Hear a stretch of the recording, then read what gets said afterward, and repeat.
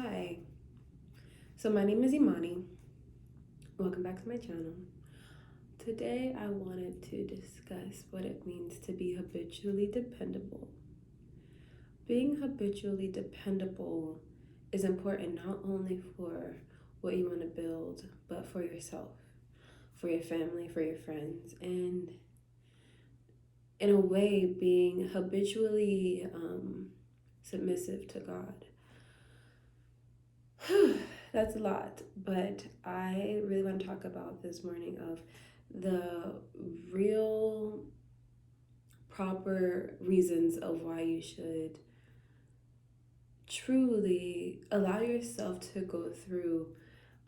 Okay, so I was in worship yesterday and I was listening to the song and it was saying it's okay to feel it, but only for one night. I can only feel this for one night, and it says why, and I think we always forget like only feel this for one day or one night. Oh, what give I feel like this for one day or I feel like this for one night. And it's like because joy comes in the morning. And so I think when you believe that, you remember that like, oh, I know that whatever is only affecting me is only going to affect me for this might it really might only be for one day. And you think that it's going to be this expansive crazy amount of time, but really it might only be for one day. And in that aspect, it's like, oh, okay, you know? In that aspect, it's like, it totally makes sense. It totally is worth um, still praising God over. But besides that, being habitually dependable for yourself, for your family, I think is amazing. I'm not gonna give you like a whole routine, like, oh, wake up at 5 a.m., 6 a.m., and get up, make breakfast. Oh, I left a bunch of dishes. I just remembered I need to go back home and like clean those dishes. I'll go back soon. It's fine. But truly being habitually dependable for yourself really changes your frame of mind. It makes you realize what's really important. And I think it makes you very comfortable with self because you now know that you are who you say you are. And it's not like fake it till you make it, but it's like you are who you say you are. I don't know, there's just something so good about forming a habit and being able to return back to that habit almost effortlessly. That's when you know something is very ingrained in you, when you can return to it effortlessly and you can see the major differences of having a habitual routine um, that helps.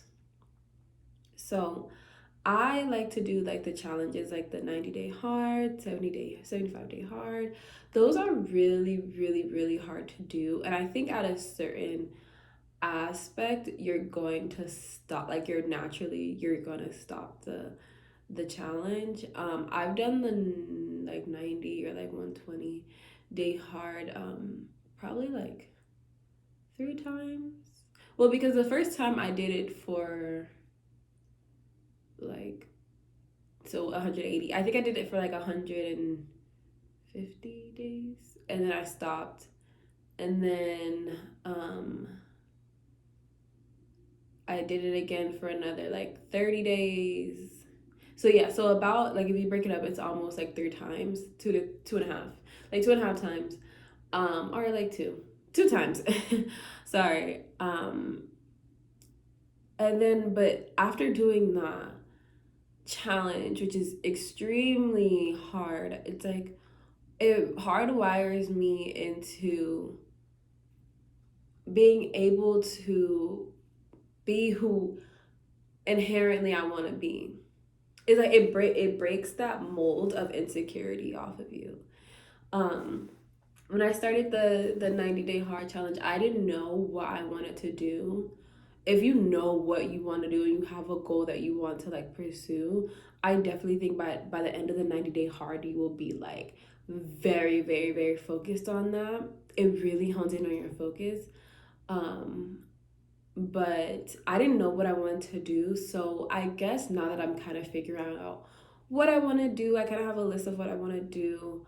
I have a grip of what I want to do. I want to have like a political academic career, but also have a artist career, but also have like a business career. So, um, which all those, the artistry and the policy definitely does marry each other because it's like artistry and activism. Um, the business side of it also goes hand in hand. So all those three really do well together. Um, so I guess I'm going on another 90-day hard of working on these sort of things in my life. Um, so yeah.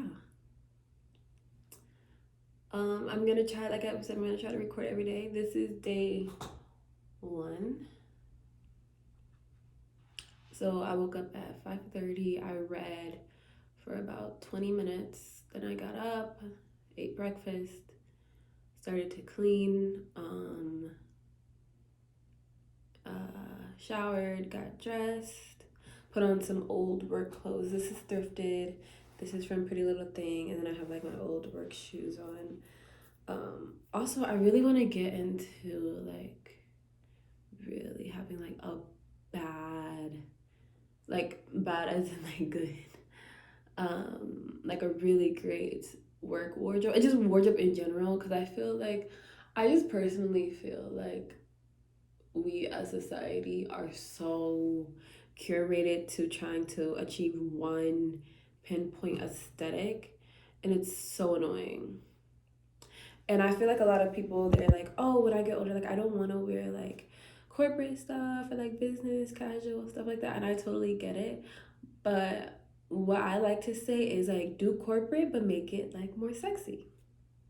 Because when you get older, because I'm gonna be 25 this year, so like when you get around 25 and older, probably 25 to like 50, you're hopefully I'm not working at 50, so hopefully I've retired in my 30s.